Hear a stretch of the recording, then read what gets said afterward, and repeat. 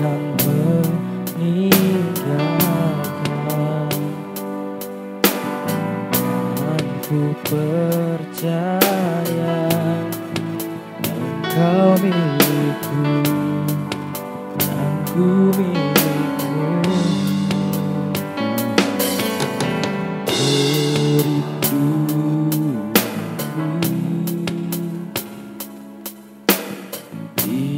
Tinggikan namamu, karena ku tahu Engkau dalamku dan ku dalammu. Ubah hatiku seputih hatimu, setulus salibmu, kasihmu Tuhan. Biar mataku seperti matamu, pancarkan kasihmu. Ku mau jadi sepertimu.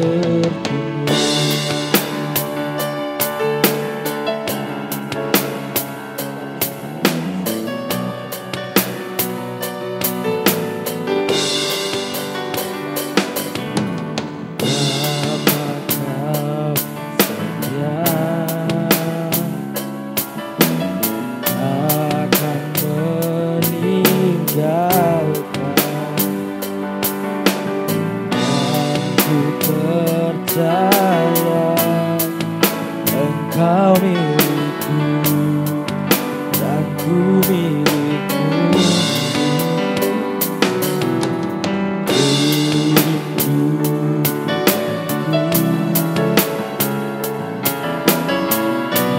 Tinggikan namamu,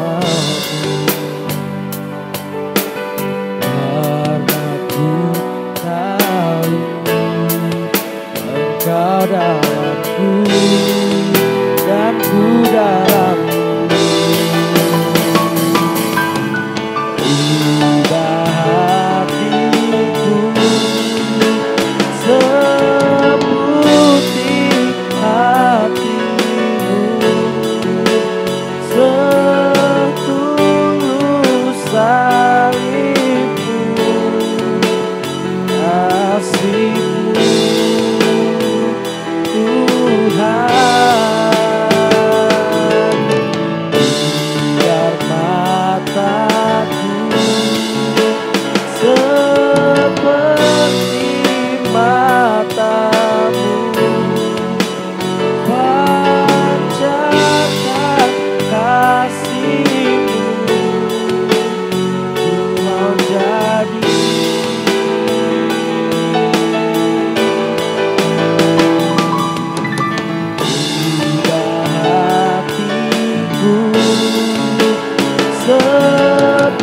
seputih hatimu, setulus salibmu, kasihmu Tuhan. Biar mataku seperti matamu,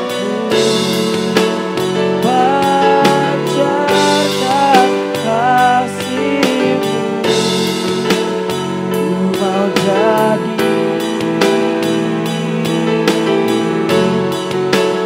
ku mau jadi, ku mau jadi sepertimu.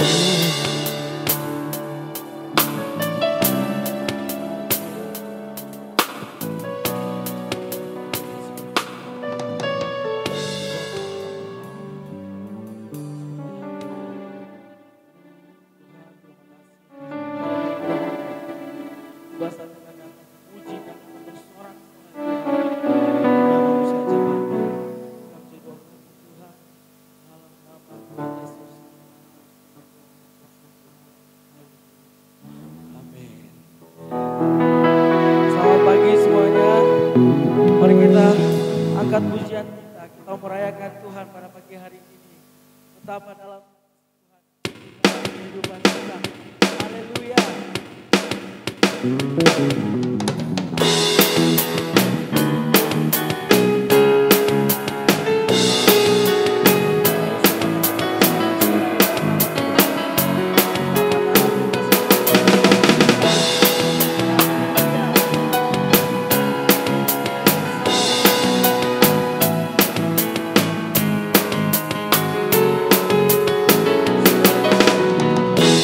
Begitu besar kasih telah tercurah bagi dunia, yang kasih-Mu yang mulia tiada terselami, besar dan ajaib perbuatan-Mu, hidupmu bagiku, tiada yang seperti-Mu. Kau berkuasa selamanya, dipuji Kau selalu. Oh, betapa dalamnya, betapa lebarnya kasih setia-Mu. Oh, oh, oh, tiada bandingannya, tiada duanya, tiada seperti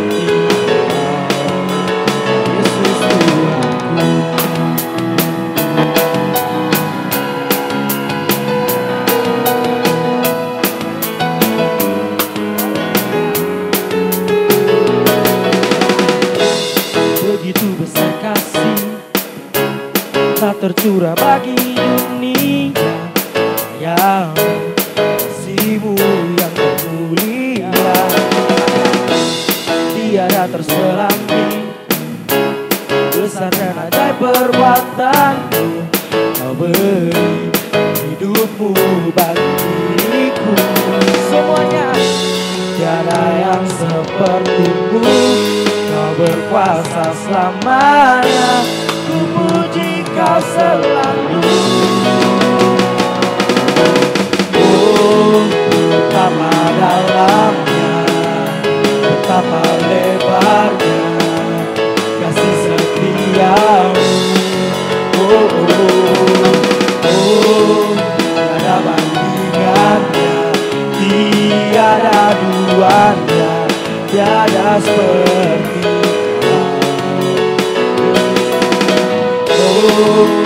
betapa dalamnya, betapa lebarnya kasih setia-Mu.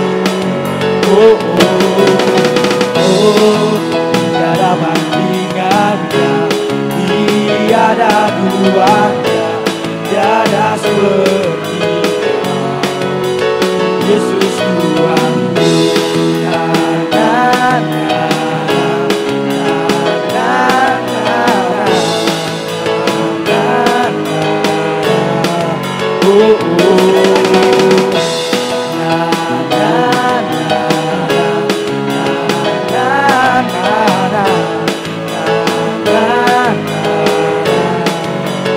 Yesus Tuhanku. Haleluya. Berikan kemuliaan yang paling mulia buat Tuhan kita Yesus Kristus. Haleluya. Tuhan datang dan memberikan kita kuasa. Amin. Ku diberi kuasa.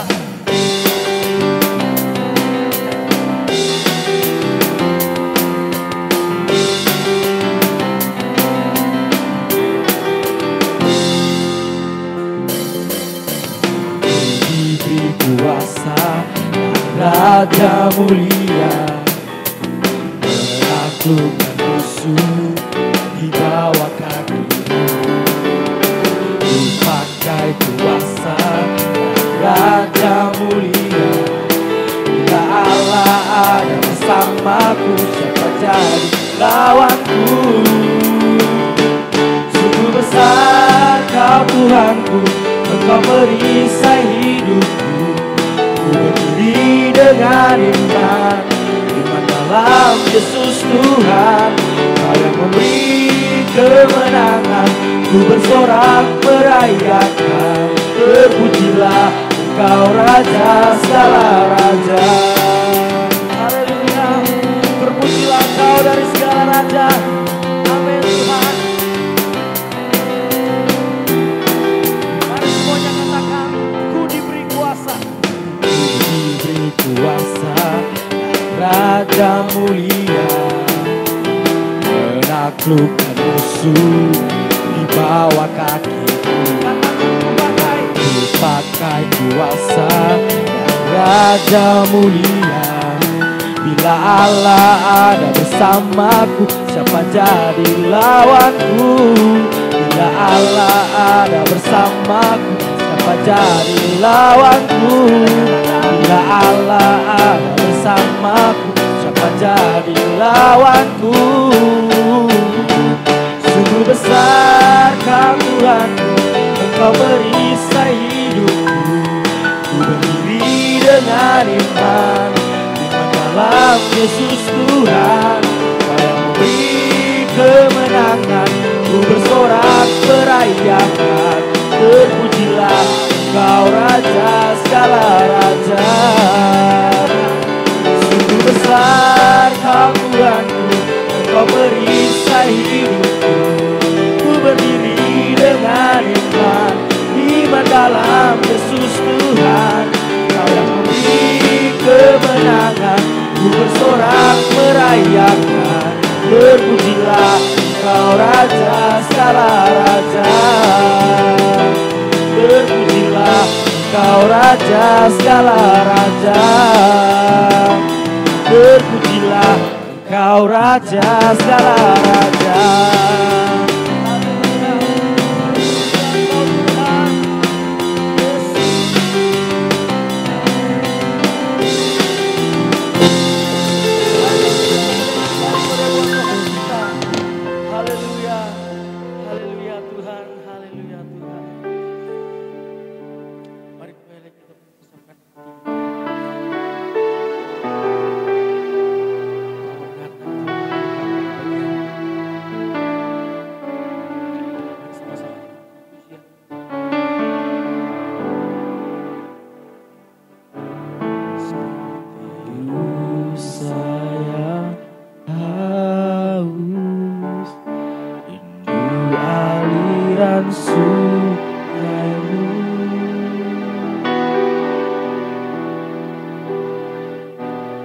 Hatiku tak tahan menunggumu.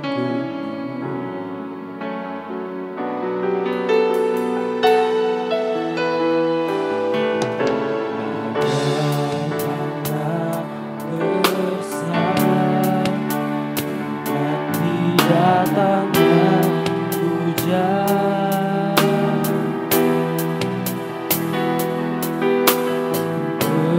Begitupun jiwaku, Tuhan. Hanya Engkau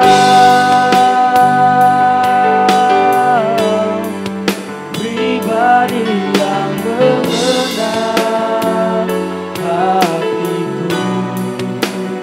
Tiada yang tersembunyi bagimu. Seluruh isi hatiku Kau tahu. Bawaku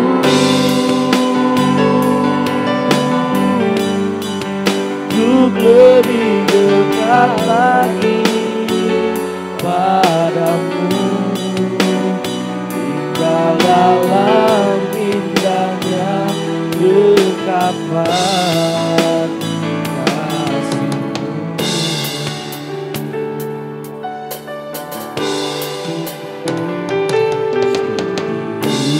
Saya haus, itu aliran sungai-Mu.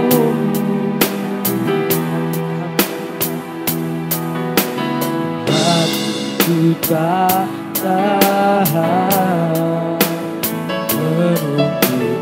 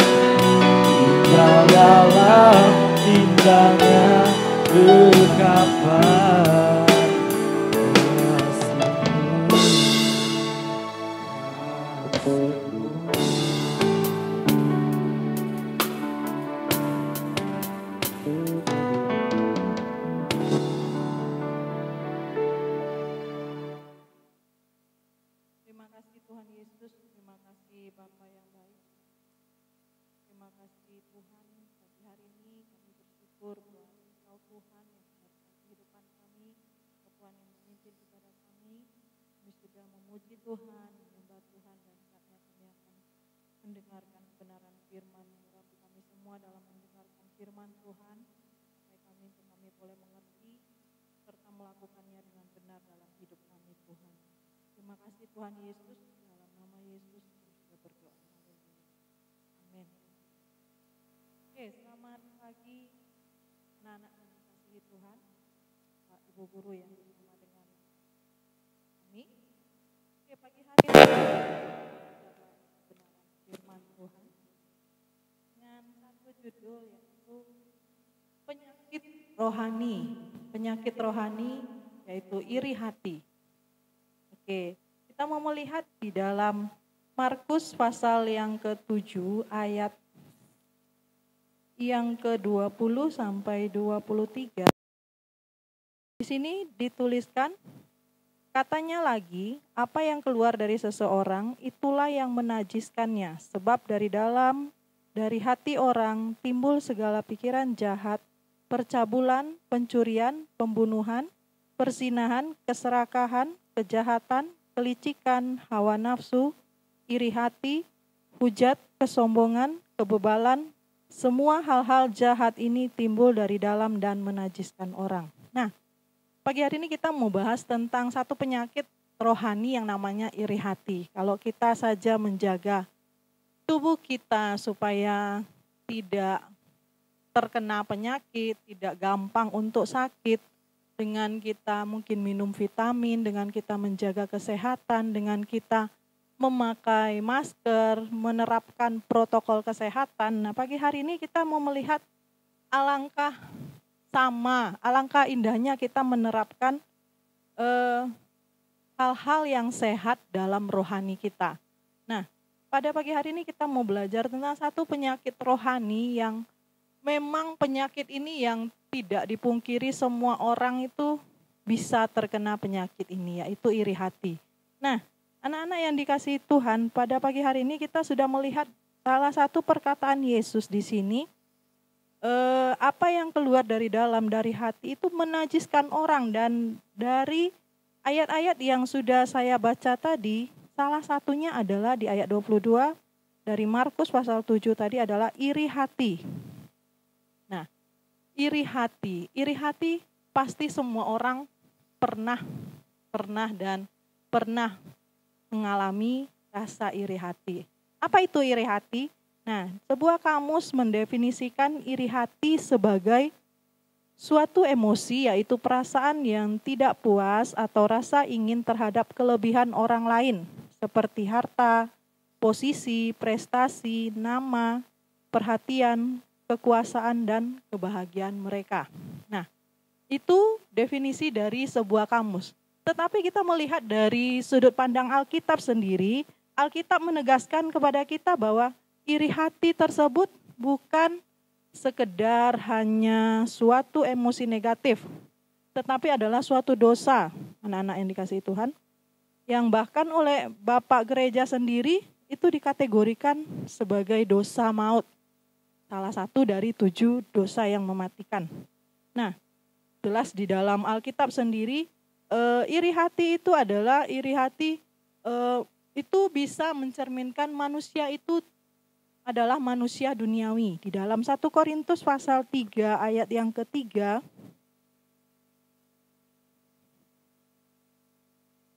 1 Korintus pasal 3 ayat yang ketiga, firman Tuhan katakan, karena kamu masih manusia duniawi, sebab jika di antara kamu ada iri hati dan perselisihan, bukankah hal itu menunjukkan bahwa kamu manusia duniawi dan bahwa kamu hidup secara manusiawi? Nah, iri hati itu mencerminkan kita masih manusia duniawi.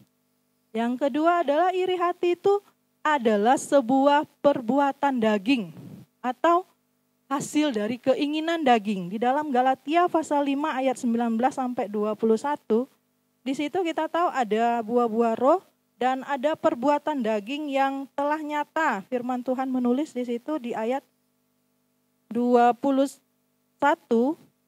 dari ayat 19 sampai 21.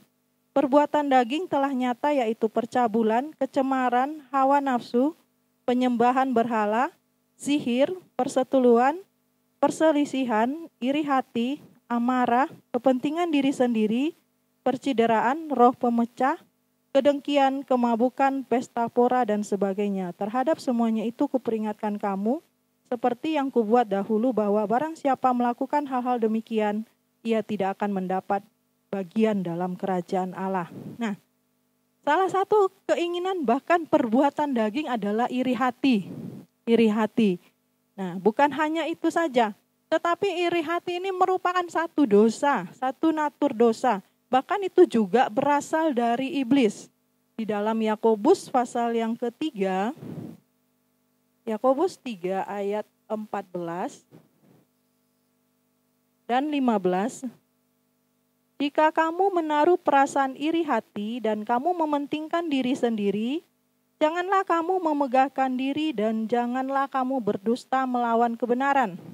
Itu bukan hikmat yang datang dari atas, tetapi dari dunia, dari nafsu manusia, dari setan-setan. Ya, Alkitab jelas menjelaskan kepada kita bahwa iri hati itu bukan sekedar satu emosi yang negatif saja, tetapi itu adalah suatu dosa di dalam kehidupan kita. Dan dosa ini seperti penyakit. Nah, penyakit yang akan mengakibatkan kematian rohani di dalam kehidupan kita. Nah, pada pagi hari ini kita mau melihat ketika seseorang iri hati. Ketika seseorang iri hati, apa yang dia katakan? Saya menuliskan di sini, iri hati akan berkata, aku suka apa yang kamu punya. Aku bahkan tidak suka karena kamu memilikinya. Dan aku mau itu. Seseorang yang iri hati pasti akan mengatakan dalam hatinya seperti itu. Aku suka apa yang kamu punya. Bahkan tidak suka karena kamu memilikinya. Dan aku mau itu. Nah, teman-teman, anak-anak, Bapak Ibu Guru yang dikasihi Tuhan, iri hati adalah sesuatu yang sangat-sangat menggerogoti kehidupan rohani kita. Nah, kita melihat apa sih yang bakal muncul ketika kita mengalami iri hati kepada orang lain. Kalau sekarang itu orang iri hati katanya itu SMS. Senang melihat orang susah, susah melihat orang senang. Nah, apa yang bakal muncul jika kita iri hati? Akibat dari iri hati tersebut, yang pertama kita akan melihat di dalam Amsal pasal 14.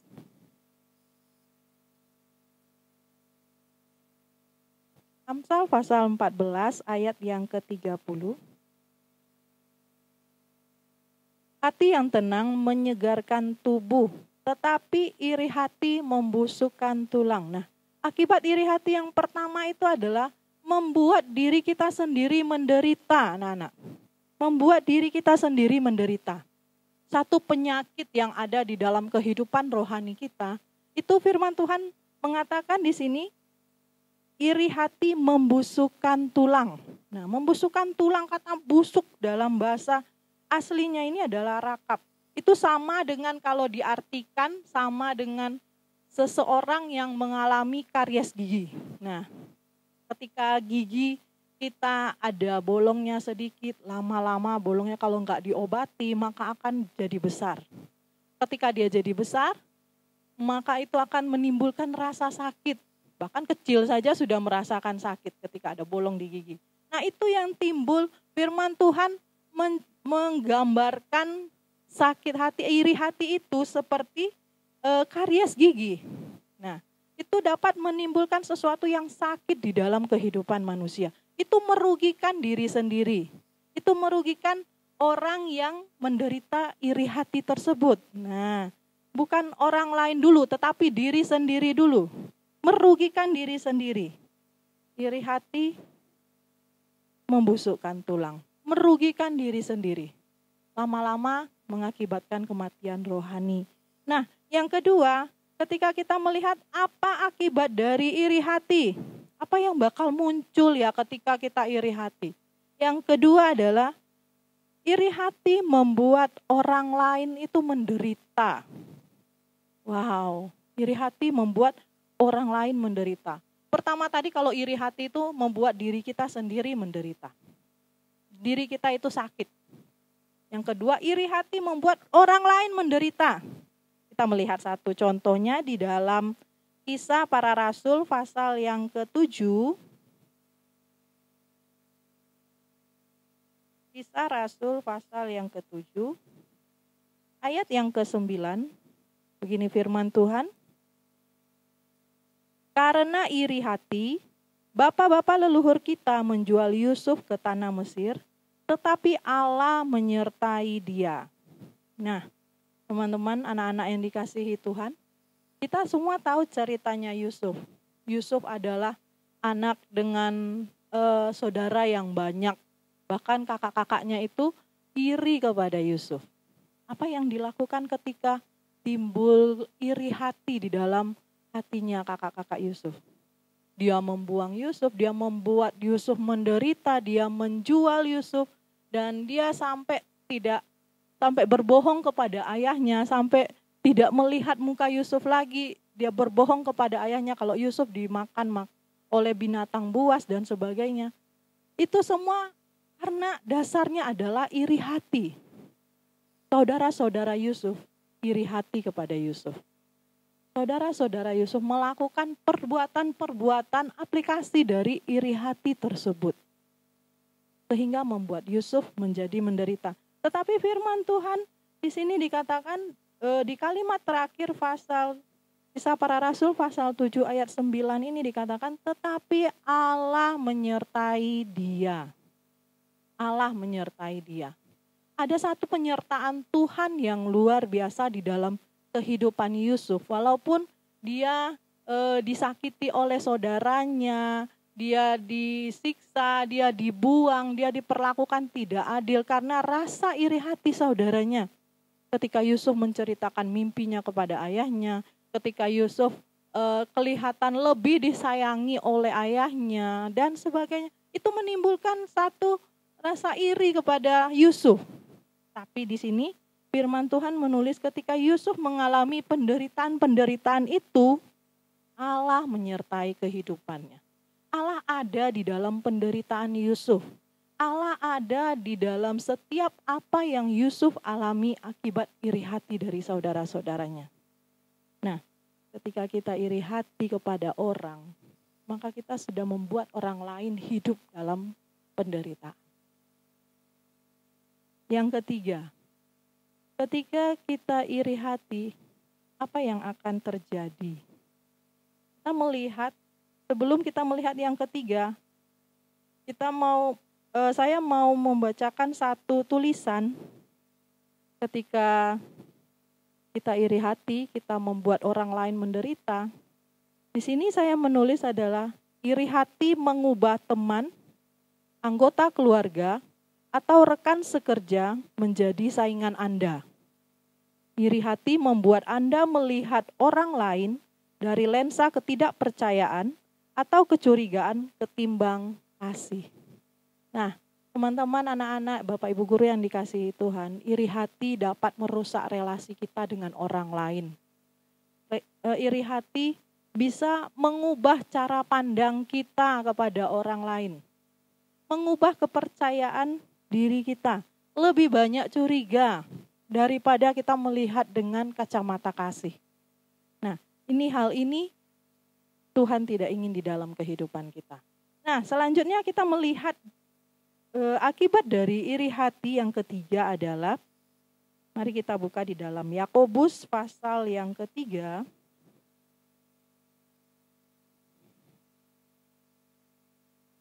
Yakobus pasal 3 ayat 16.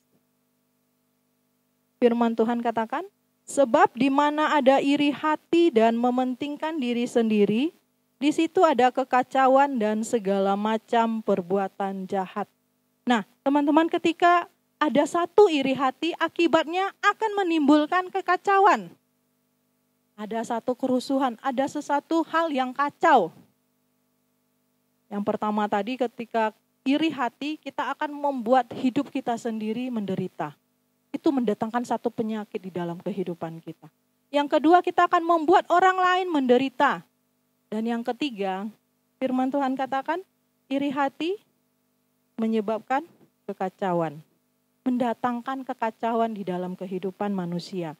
Nah, ketika Kain iri hati kepada Habel, ketika Habel persembahannya diterima, apa yang dilakukan Kain?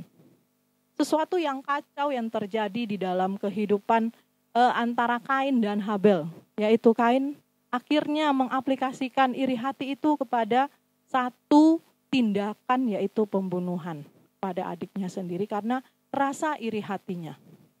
Begitu juga kita tahu dari cerita Daud dan Saul.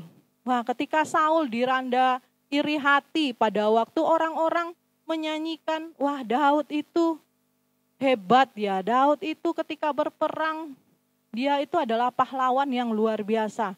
Saul aja bisa bunuh beribu-ribu, tetapi Daud itu luar biasa, dia bisa bunuh berlaksa-laksa. Wow, ketika ada pujian kepada Daud, Saul mulai iri hati. Dan Saul iri hati sampai akhirnya Saul mengejar Daud, ingin membunuh Daud, ingin melenyapkan Daud. Terjadi kekacauan di situ. Apa yang dilakukan Saul itu berasal dari satu penyakit rohani di dalam kehidupannya, yaitu iri hati. Nah, teman-teman, anak-anak, Bapak Ibu yang dikasihi Tuhan, iri hati itu adalah satu penyakit, adalah satu hal yang tidak berkenan di hadapan Tuhan. Iri hati merupakan ibu dari segala dosa yang terjadi di dalam kehidupan manusia. Nah, teman-teman, pada pagi hari ini kita belajar lewat kebenaran firman Tuhan. Kita tidak mau kita digerogoti oleh penyakit iri hati yang akan mengakibatkan kita mengalami kematian rohani. Dan kita juga tidak mau kehidupan kita itu membuat orang lain menderita. Merusak relasi kita dengan mungkin keluarga kita, dengan teman-teman, rekan sekerja dan sebagainya. Dan yang terakhir, kita tidak mau terjadi kekacauan di dalam kehidupan kita. Nah, pagi hari ini kita mau belajar lewat kebenaran firman Tuhan. Kita sudah tahu akibat iri hati tadi, merugikan diri kita sendiri, merugikan orang lain, bahkan dapat menimbulkan kekacauan. Nah, pagi hari ini kita butuh obatnya. Kita butuh obat yang dapat menyembuhkan penyakit iri hati tersebut. Nah, ketika kita mengalami hal iri hati ini, hendaknya kita tolak itu di dalam kehidupan kita. Jangan beri ruang bagi iri hati untuk tinggal di dalam hidup kita, karena iri hati itu dapat merusak kehidupan kita. Nah, obat iri hati ketika kita melihat di dalam kebenaran firman Tuhan hanya simple. Sebenarnya hanya simple di dalam kehidupan kita. Saya akan bacakan, kita dipanggil untuk mencukupkan diri dalam Kristus Yesus. Nah, teman-teman, ketika untuk menghancurkan kanker iri hati, kita harus mengembangkan apa? Kehidupan yang cukup di dalam Kristus. Orang yang punya hidup dengan rasa cukup, pasti akan selalu memuliakan Tuhan, selalu berkata cukup. Apa yang Tuhan berikan di dalam kehidupan saya itu cukup. Apa yang Tuhan lakukan di dalam hidup saya itu cukup. Cukup di dalam kasih Kristus. Tolaklah iri hati, belajarlah untuk bersyukur dan hidup dalam kerendahan hati. Ini obatnya, teman-teman. Ketika kita mau melakukan hidup di dalam rasa cukup, hidup di dalam ucapan syukur, apa yang sudah Tuhan buat di dalam hidup kita. Jangan bandingkan hidup kita dengan orang lain. Jangan bandingkan berkat kita dengan orang lain.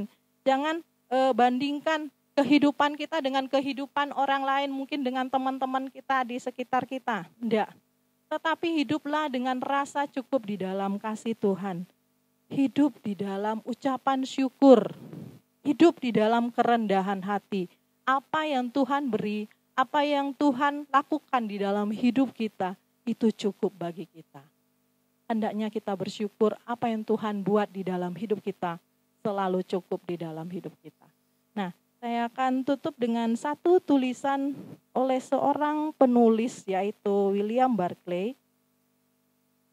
Dia menuliskan di dalam bukunya seperti ini. Iri hati itu adalah sebuah dosa yang punya konsekuensi yang luas. Jika itu berhubungan dengan uang, ia menuntun kepada pencurian. Jika itu berhubungan dengan kedudukan, ia akan menuntun kepada ambisi yang jahat. Jika itu terkait dengan keinginan untuk memiliki seseorang, ia akan menyeret kepada dosa seksual. Nah, teman-teman, anak-anak, Bapak Ibu yang dikasihi Tuhan, pagi hari ini kita mau belajar lewat kebenaran firman Tuhan. Mari kita punya rohani yang sehat, punya rohani yang berkualitas, punya rohani yang sehat di hadapan Tuhan. Tolak segala rasa iri hati, hiduplah dengan penuh ucapan syukur di hadapan Tuhan. Bersyukur apa yang Tuhan buat di dalam kehidupan kita, bersyukur apa yang Tuhan sudah lakukan di dalam hidup kita, dan kembangkan rasa cukup di dalam kehidupan kita. Demikian firman Tuhan. Selamat pagi, puji Tuhan, Tuhan Yesus memberkati. Kita berdoa. Terima kasih Tuhan, terima kasih Bapa yang baik. Kebenaran firman-Mu datang dalam kehidupan kami Tuhan. Bersihkan hidup kami. Mari Tuhan suci kuduskan hati dan pikiran kami Tuhan. Tuhan ajar kami untuk senantiasa melihat kehidupan ini lewat dalam hidup kami, apa yang kami alami, apa yang kami terima, apa yang kami nikmati, semuanya itu cukup bagi hidup kami. Sehingga kami bisa menolak iri hati di dalam kehidupan kami Tuhan. Sehingga iri hati tidak menjadi suatu penyakit di dalam kehidupan rohani kami yang menyebabkan kematian rohani. Tetapi kami mau sehat rohani, kami mau kembangkan rasa cukup, sebagai ucapan syukur kami kepada Tuhan lewat apa yang Tuhan sudah lakukan, kerjakan di dalam kehidupan kami Tuhan. Ajar kami hidup dengan kerendahan hati Tuhan. Terima kasih Tuhan Yesus, terima kasih Bapa, terima kasih buat kebenaran firman-Mu pagi hari ini.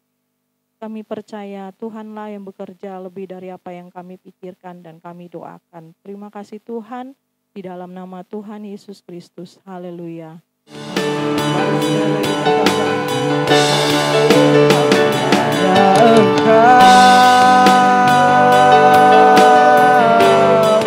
Pribadi yang mengenal hatiku, tiada yang tersembunyi bagimu.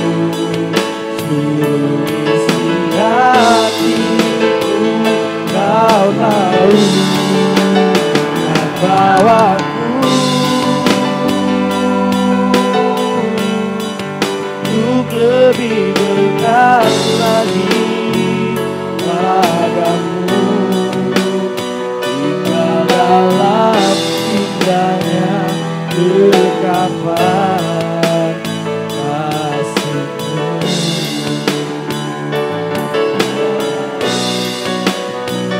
Tinggal dalam indahnya dekapan kasih-Mu.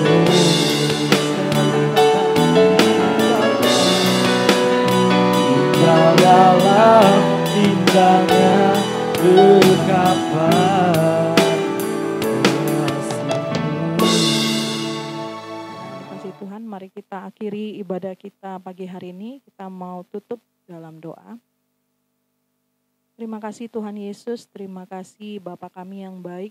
Pagi hari ini kami sudah memuji Tuhan, memuliakan Tuhan lewat ibadah kami. Mulai dari kami memuji Tuhan, mendengarkan kebenaran firman-Mu Tuhan, hingga akhirnya kami akan menutup ibadah kami Tuhan. Tuhan Yesus, Engkau sertailah kami semua, berikan kami kekuatan, kesehatan yang baik Tuhan. Biarlah kasih karunia Allah, cinta kasih daripada Tuhan Yesus Kristus, dan persekutuan daripada Roh Kudus menyertai kami semua. Mulai saat ini sampai kepada Maranatha, Tuhan Yesus datang pada kali yang kedua menjemput kita semua. Di dalam nama Tuhan Yesus Kristus, haleluya. Amin.